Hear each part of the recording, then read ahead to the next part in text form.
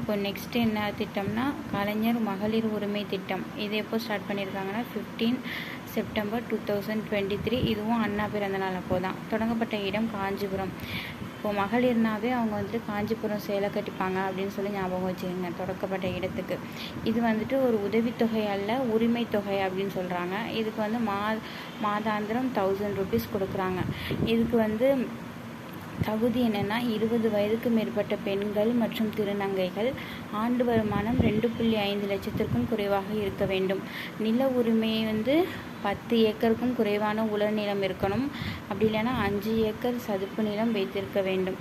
அப்புறம் ஆண்டு வீட்டு மின் நுகர்வு 3500 யூனிட் குறைவாக இருக்க வேண்டும்.